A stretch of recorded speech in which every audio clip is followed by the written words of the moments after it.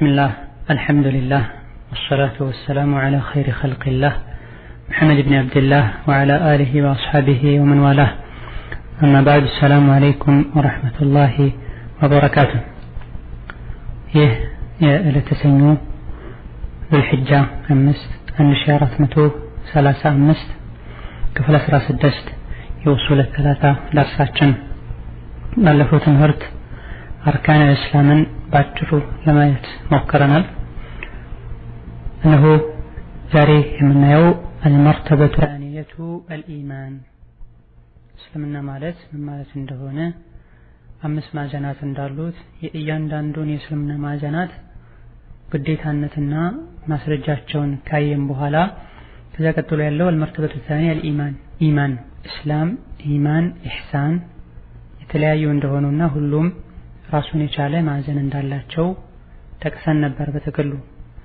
ኢማን በአንደበት የሚገለጽ ልብ ውስጥ የሚጸና በአካላት የሚተገበርና የሚንጸባረቅ ሲሆን መልካም ስራ ሲሰራ የሚጨምር ወንጀል ሲሰራ የሚቀነስ ነገር ነው። ኢማን እነዚህን ሁሉ ያቀፈ መሆን አለበት። በአንደበት የሚባል ነው የሚገለጽ መሆን አለበት። ልብ ውስጥ ነው ኢማን ያለው ብቻ አይባልም። የግድ መገለጽ መቻል አለበት። እንደዚሁ ኸይር ስራ ሲሰራ የሚጨምር ነው። በአካልም የሚንጸባረቅ ነው። ወንጀል በመስራትና ግዴታዎችን በመተውም የሚቀንስ ኢማን ከእስላም ከፍ ያለ ነው። በደረጃ ኢማን ከእስላም ይበልጣል። ይሄም ባለፈው ደርስ ተጠቅሷል። ምክንያቱም ከልብ ጋር ተያያዥ ነውና እስላም ውጫዊ ነገሮችን ነው በዋነኝነት የሚመለከተው። በግልጽ ሲሰግዱ መታየት፣ ዘካ መስጠት፣ ሐጅ ማድረግ ሙስሊም ያስብላል። ላኪን ኢማን ከዚህ በበለጠ ከልብ ጋር ተያያዥ የሆኑ ነገሮችን ነው የሚመለከተው። ልብ ከተስተካከለ ከውጭ ያለው ይስተካከላል። ላኪን ውጫዊ ነገሮችን አደረጉ ማለት ውስጥ ላይም የዚህ ነገር ፍቅር አለ፣ ውስጥ ላይም ይህ ነገር አለ ማለት አይደለም። قال الشيخ محمد بن عبد الوهاب رحمه الله تعالى وهو 70 شعبة إيمان سبا منامن قرنجافوች አሉት أعلاها كنزيه يا إيمان قرنجافوች የኢማን አካሎች ዋናውና ትልቁ قول لا إله إلا الله لا إله إلا الله ማለት ነው። وأدناها እንደው ዝቅተኛው የኢማን አካል إماطة الأذى عن الطريق كمنجد ቆሻሻን ማስወገድ ነው። ሰውን የሚያስቸግር ነገር ማስወገድ ነው። والحياء حياء شعبة من الإيمان حياء كإيمان አካል ነው። ከኢማን ቅርንጫፎች አንዱ ነው። ኢማን የተለያዩ ቅርንጫፎች አሉት። የተለያዩ ደረጃዎች አሉት። ከኢማን ከፍተኛው ደረጃና ኢማን አካል ዋናው ከሊመቱ ተውሂድ ነው። የአላህን ብቸኝነት መንገልጽበት ቃል ነው። የነቢያት ሁሉ እምነት መሰረትም ናት፣ ከመጀመሪያው አደም ጀምሮ እስከ መጨረሻ። ከኢማን ዝቅተኛው ደረጃ ደግሞ ከመንገድ ላይ ቆሻሻን ማስወገድ ነው። ይሄም ኢማን በንግግር በተግባር በልብ መሆኑን የሚገልጽ ነው። ፈአላህ የኢማን ትልቁ ከፍተኛው ደረጃ ቀውል لا إله إلا الله ማለት ነው። ኢማን በመላስ የሚባል ነው። እንደዚሁ ኢማጠቱ الأذى عن الطريق ከመንገድ ላይ ቆሻሻ ማስወገድ ኢማን የሚተገበርም ነገር ነው። ምላስ ብቻ አይደለም፣ መግለጽ ብቻ አይደለም፣ ወይም ደግሞ በልብ ማወቅ ብቻ አይደለም። ኢማን በልብ ነው ሲሉ እንሰማለን ሰዎች ብዙ ጊዜ። ትልቅ ስህተት ነው። ኢማን በልብም ነው፣ በተግባርም ነው፣ በመላስም ነው። አምኛለሁ በውስጥ ያውቃለሁ ብሎ ላኪን መናገር አሻፈረኝ የሚል ሰው የአላህን ወህዳንያ ብቸኝነት ሐቅን ማናገር ሰው አላመነም። እንደዚሁ በመላሱ ከመናገሩ ጋር በልቡ ማያምን ከሆነ አሁንም አላመነም። በመላሱም ተናግሮ በልቡ ማምኖ መተግበር የሚጠበቅበትን ነገር ማይተገበር ከሆነ ማድረግ ያለበትን ማያደርግ መተው ያለበትን የማይተው ከሆነ ኢማኑ አሁንም የተስተካከለ አይደለም፣ አላመነም። ይህም የአህለ ሱና ወልጀማዓ አቋም ነው። ትክክለኛ ሙስሊሞች የአህለ ሱና ወልጀማዓ ኢማን በአንደበት የሚባል በአካላት የሚተገበር መልካም ስራ ሲሰራ የሚጨምር ወንጀል ሲሰራ የሚቀንስ እንደሆነ ይስማማሉ። ወአርካኑሁ ኢማን መሰረቶቹ 6 ናቸው። አንደኛው አንተ ኡሚነ ቢላህ በአላህ ማመን ነው። ወመላኢከቲሂ በመላኢኮች ማመን ነው። ወኩቱቢሂ በመጻሕፍት ማመን ነው። ወሩሱሊሂ አላህ በላካቸው መልእክተኞች ማመን ነው። ወልየውሚል አኺር በመጨረሻው ቀን ማመን ነው። ወቢልቀደሪ ኸይሪሂ ወሸሪሂ እንደዚሁ በቀደር በውሳኔ አላህ በወሰነው ነገር ጥሩም መጥፎ ኩሉሁ ሚነላህ ሁሉም ከአላህ ነው ብሎ ማመን ነው። ኢማን መሰረቶች አሉት። ይህ ሐዲስ ይህኛው አርካኑል ኢማን የስተቱን አን ቱእሚነ ቢላህ የሚለው ንግግር ከጅብሪል ሐዲስ የተወሰደ ነው። ወደፊት በሰፊው ሐዲሱ ይመጣል። እዚህ ጋር ኢማን ማለት የተፈለገው በልብ ማመን እርግጠኛ መሆን ማለት ነው። ቀጥሎ ያሉ የተዘረዘሩ 6 ነገሮች ላይ በልብ ማመን እርግጠኛ መሆን ማለት ነው። በጥቅሉ እነዚህ 6 ነገሮችን ማመን የእያንዳንዱ አማኝ ግዴታ ነው።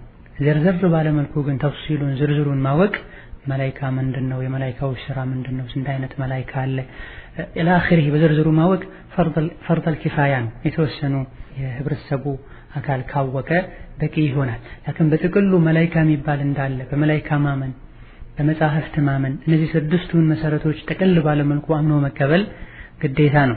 የመጀመሪያው መሰረት አልኢማኑ ቢላህ በአላህ ማመን ነው። አላህ ሱብሓነሁ ወተዓላ መኖሩን ማመን፣ አላህ ሱብሓነሁ ወተዓላ ሁሉን ካልነበረበት ያስገኝና ሁሉን የሚንከባከብ መሆኑን ማመን፣ ይሄን ሁሉ ብቻውን እንዳደረገ ሁሉ ደግሞ መመለክ ያለበት በእሱ ብቻ መሆኑን ማመን፣ እንደዚሁ ለሱ ያማሩ ስሞችና ከሱ ጋር የሚሄዱ ባህሪያት እንዳሉት ማመን ነው። በአላህ ማመን እነዚህን ነገሮችን ይይዛል። ዋናውና ትልቁ አምላክነቱን መመለክ ያለበት እሱ ብቻ መሆኑን ማመኑ ነው። ሁለተኛው አልኢማኑ ቢልመላኢካ በመላኢኮች ማመን ነው። መላኢካ ማለት ከኑር የተፈጠሩ አላህ ሱብሓነሁ ወተዓላ እሱን መገዛትና እሱን ማወደስ እንደ ሰው ልጆች እስትንፋስ ያቀለለላቸው ፍጡሮች ናቸው። በእነሱ ማመን ብሎ ማለት አላህና መልእክተኛው ስለ መላኢኮች የነገሩንን ሙሉ በሙሉ ማመን ማለት ነው። ስማቸውን፣ ባህሪያቸውን፣ ተግባራቸውን ቁርአን ላይ ሐዲስ ላይ ከተነገረን ይሄን ወዶ መቀበል ማለት ነው። ከነሱ ውስጥም ሐፈዛ አሉ፣ የሰው ልጆችን የሚጠብቁ ኪራመን ካቲቢን አላህ ያላቸው። እንደዚሁ ከነሱ ውስጥም የሰው ልጅን ነፍስ በማውጣት የተወከሉ አሉ፣ መለከል መውት ማለት ነው። እንደዚሁ ወህይ የሚያስተላልፉ አሉ እንደ ጅብሪል ወገይረ ذلك። እዚህ ዙሪያ መላእክቶች የሚል አውዲዮ ተለቀዋል ካሁን ቀደም። ሶስተኛው አላህ ባወረዳቸው መጽሐፍት ማመን ነው። በኪታብ ማመን ማለት አላህ ሱብሓነሁ ወተዓላ ከሱ በኩል ያወረደው እንደሆነ ማመን፣ እንደዚሁ እሱ ውስጥ ያሉ ነገሮች ሁሉ በወረደበት ጊዜ በተለይ ካሁን ቀደም በቁርአን በፊት የነበሩ መጽሐፍት በወረዱበት ጊዜ ውስጣቸው ላይ ያለው ሐቅ ነው እውነት ነው ብሎ ማመንን ይይዛል። ከዚህ ውስጥ በዝርዝር የምናውቀው በስሙ የምናውቀው ካለ እስከነ ስሙ እናምናለን። ተውራት ለሙሳ የወረደ ሐቅ ያለበት መጽሐፍ ነበረ። ኢንጂል ለኢሳ የወረደ ሐቅን ይዞ የመጣ መጽሐፍ ነበረ። በመጽሐፍት ማመን ስንል በግንባር ቀደምነት ቁርአን ይገባል። ከላይ የተጠቀሱ መጽሐፍት እስከዛሬ የወረዱ መጽሐፍት ሁሉ አለቃም ቁርአን ነው። እዛ ውስጥ ያሉ ሐቆችን ሁሉም ሰብስቦ ይዟል። እዛ ውስጥ ያሌሉ ነገሮችንም አካቷል።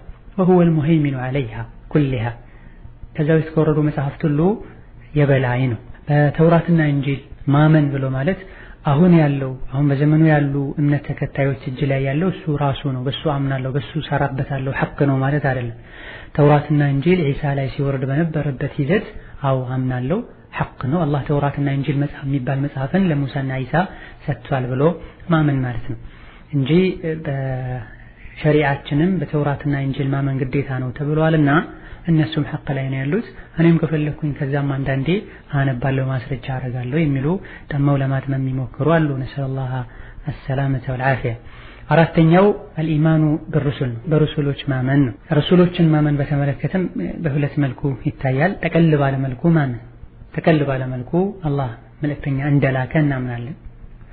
ከነሱ ውስጥ የምናውቀውም ማናውቀውም አለ። ዝርዝር ታሪኩን የተነገረናል ያልተነገረናል። ጠቀል ባለ መልኩ ማመን ዋጅብ ነው ግዴታ ነው። ሌላው ደግሞ ዘርዘር ባለ መልኩ ታሪኩን የተነገረን ነብይ አለ። የነዚህን ደግሞ በተዘረዘረልን መልኩ እናምናለን። ወሩሱለን قد قصصناهم عليك من قبل ورسلا لم نقصصهم عليك። ከዚህ በፊት ታሪካቸውን የነገርነህ ነብያት አሉ ያልነገርነህ ነብያትም አሉ። ስለዚህ አላህ በላከው ረሱል ሁሉ እናምናለን። እንደዚሁ ታሪካቸው በዝርዝር የተነገረን አሉ። ስለ ኑህ ተነግሮናል፣ ስለ አደም ተነግሮናል፣ ስለ ሷሊህ ተነግሮናል፣ ስለ ኢብራሂም ተነግሮናል፣ ስለ ኢሳ ሙሳ ተነግሮናል። በእነዚህ ነቢያት ስናምን ከታሪካቸውም ጭምር ነው የምናምነው፣ ትክክለኛ ቁርአንና ሐዲስ ላይ የተጠቀሰውን ታሪክ ማለት ነው። እኛ ሙስሊሞች በሁሉም ነቢያት እናምናለን፣ በኢሳም በሙሳም እናምናለን። በኢሳ ወይም በሙሳ የከዳ ሰው ነቢ መሐመድንም እንደከዳና እንዳስተባበለ ይቆጠራል። በነቢዩ መሐመድ ያስተባበለ ሰው በኢሳ እንኳ ቢያምን በኢሳም እንዳስተባበለ ኢሳንም እንዳላመነ ነው የሚቆጠር። ምክንያቱም ኢሳን የላከው ጌታ ነው ነቢ መሐመድንም የላከው፣ ነቢ መሐመድን የላከው ጌታ ነው ኢሳንም የላከው ሙሳንም የላከው።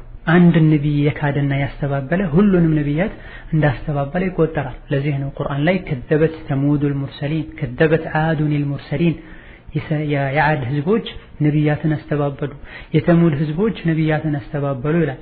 ላይ አንድ ወቅት ላይ የነበሩ ህዝቦች ከመሆናቸውም ጋር ያስተባበሉትም አንድ ነቢይ ሷሊህን ወይም ሁድን ከመሆኑ ጋር አላህ ሱብሓነሁ ወተዓላ የሁድ ህዝቦች ነቢያትን አስተባበሉ ይላል። ሁድን ማስተባበላቸው ሁሉንም ከሱ በፊትም ያሉ ነቢያት ከዛ በኋላ የሚመጡትም ነቢያትን እንዳስዋሹ ስለሚቆጠር ማለት ነው። በመሆኑም ክርስቲያን ወገኖቻችን በኢሳ አምነናል እያሉ በኢየሱስ አምነናል እያሉ በነቢ መሐመድ ሰለላሁ ዐለይሂ ወሰለም መክፈራቸው በኢሳም እንደከፈሩ እንደከዱ ይቆጠራል። በኢሳ ደግሞ በዚህ መልኩ ማመንን አይደለም የኢሳ ተከታይ የሚያስብለው በሸሪዓችን ኢሳ ይዞት መጥቶት በነበረው ትክክለኛው እምነት አልሁል ኢስላም ማመንን ነው የኢሳ ተከታይ የሚያስብለው። በዚህም መልኩ የኢሳ ተከታዮች ሙስሊሞች ናቸው ማለት ነው። የሙሳ ተከታዮችም ሙስሊሞች ናቸው። አሁን ያሉ ሙስሊሞች የነቢዩም የኢሳም የሙሳም ተከታዮች ናቸው። ይዘው የመጡት እነዚያ ነቢያት እስልምናን ሐቅን ስለነበረ ማለት ነው። አምስተኛው አልየውም አልአኺር በመጨረሻው ቀን ማመን ማለት ነው። የቂያማ ቀን ነው የመጨረሻው ቀን ብሎ ማለት። በመጨረሻው ቀን ማመን ማለት ከሞት በኋላ በሚገጥሙ በሚከሰቱ ነገሮች ሁሉ ማመን ማለት ነው። ከቀብር ቅጣት ጀምሮ ከቀብር ጸጋ ጀምሮ ሞተው ከተቀሰቀሱ በኋላ አላህ ፊት የሚከሰቱ ነገሮች አሉ። ሒሳብ አለ፣ ሲራጥ መሻገር አለ፣ ሚዛን አለ፣ የሥራ መዝገብን በቀኝና በግራ እጅ መሰጠት አለ፣ ፍርድ አለ አላህ ፊት ሱብሓነሁ ወተዓላ፣ ሚዛን አለ። ከዛ በኋላ ጀነትና ጀሀነም አለ።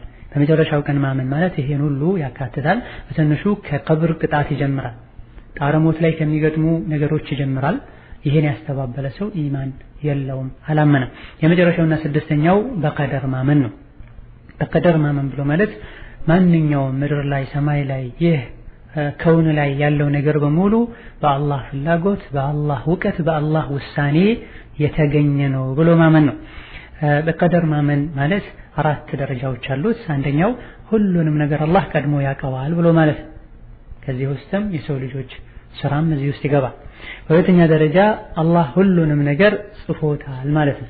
ሶስተኛው ሁሉንም ነገር አላህ ሱብሓነሁ ወተዓላ ሽቶት ነው የሚከሰተው። አላህ ያልፈለገው ነገር አላህ እንዲከሰት ያልፈቀደው ነገር ምድር ላይ አይከሰትም።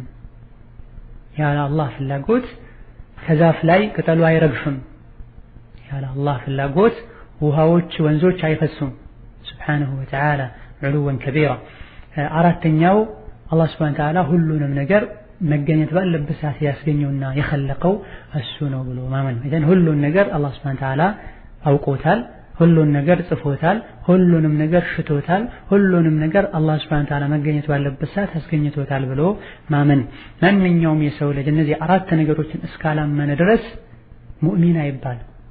በተለይ የመጀመሪያውን ከካደ አላህ ሱብሓነሁ ወተዓላ ሁሉን ነገር አያቅም ካለ በግልጽ ይከፍራል ያለ ምንም ኺላፍ።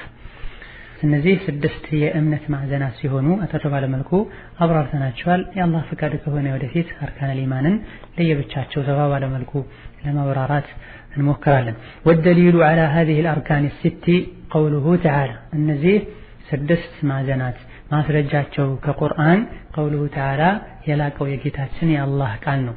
ለይሰል ቢራ መልካም ስራ ማለት እኮ አይደለም እንትወሉ ማዞር አይደለም ውጁህኩም ፊታችሁን ቂበለል መሽሪቅ ወልመግሪብ ወደ ምዕራብ ወይም ወደ ምስራቅ ፊትን ማዞር አይደለም። መልካም ስራ ማለት መን አመነ ቢላህ በአላህ ሱብሓነሁ ወተዓላ የሚገባውን ማመን ያመነ ሰው፣ ወልየውሚል አኺሪ በመጨረሻው ቀን ያመነ ሰው፣ ወልመላኢከቲ በመላኢኮች ያመነ፣ ወልኪታቢ በመጻሕፍት፣ ወነቢይን በነቢያት ያመነ ሰው ተግባር ነው መልካም ስራ የሚባለው እንጂ እነዚህን ሳያውቁ እነዚህን ሳይረዱና ሳይቀበሉ ፊትን ወደ ምዕራብ ወይም ወደ ምስራቅ አድርገው ጎንበስ ቀና ቢሉ ፀሐይ ስትወጣና ስትጠልቅ ለሷ ቢሰግዱ መልካም ስራ አይባልም። መልካም ስራ ተግባር ነው። መልካም ስራ እምነት ነው፣ አቋም ነው። በዚህ አያ ሱረቱል በቀራ 177ኛው አያ ላይ የተጠቀሰው አምስቱ ሲሆኑ ከቀደር ውጭ ያሉ ሲሆኑ ለቀደር ደግሞ ማስረጃው ቀውሉሁ ተዓላ የላቀው የጌታችን ቃል ነው። ኢና ኩለ ሸይኢን ኸለቅናሁ ቢቀደር፣ እኛ ሁሉንም ነገር በቀደር ነው የፈጠርነው ይላል። ጊዜውን ወስነን መጠኑን ገድበን መከሰት ባለበት ሰዓት መገኘት ባለበት ሰዓት ነው ያስገኘነው ይላል። እነዚህ አርካነል ኢማን ናቸው። ልናቃቸው ልናሐፍዛቸው ህፃናትን ማዕናቸውን ልናስረዳ ይገባናል። አርካን ኢማን ሲተቱን አንቱሚኑ ቢላሂ ወመላኢከቲሂ ወኩቱቢሂ ተብሎ ብቻ ቃሉ ተሸምድዶ መተው የለበትም። በአላህ ማመን ምን ማለት ነው? ከልጆቻችን ጋር እንነጋገር። ልጆቻችንን ከልጅነታቸው እናሳፍዛቸው። ነገ ጥለናቸው ስንሄድ ማን እንደሚረከባቸው ምን እንደሚገጥማቸው አናውቅም። አላህን ሱብሓነሁ ወተዓላ እንዲወዱ፣ አላህን እንዲያከብሩ፣ አላህን እንዲፈሩ እናድርጋቸው። እንደዚሁ በለጋ እድሜያቸው ብዙ ነገር ማወቅ ይችላሉ፣ ብዙ ነገር ይጠይቃሉ። በዚህ እድሜያቸው በተለይ ከአራተኛው ከ3 ዓመት ተኩል ካለው ጊዜ ጀምሮ ብዙ ነገር ይጠይቃሉ። ይሄኔ ስለ አላህ እንንገራቸው፣ ስለ መላእክቶች እንንገራቸው፣ ስለ ጀብሪል፣ ስለ ሚካኤል፣ ስለ መለከል መውት ሌሎችም ተፋሲላቸውን ቁርአን ላይ ሐዲስ ላይ የተነገረን እንንገራቸው። እንደዚሁ ስለ መጻሕፍት ስለተሰጣቸው ነቢያት፣ ስለ ረሱሎች፣ ስለ አኺራ ከእድሜያቸው ጋር በሚሄድ በማያስፈራቸው መልኩ ያለውን ነገር እናስረዳቸው። ከዛ በኋላ አላህ ሱብሓነሁ ወተዓላ ለኸይር ያበቃቸው። ጥለናቸውን ካብንሄድ አላህ ሱብሓነሁ ወተዓላ ይጠብቃቸው። ግዴታችንም የተወጣን እንሆናለን።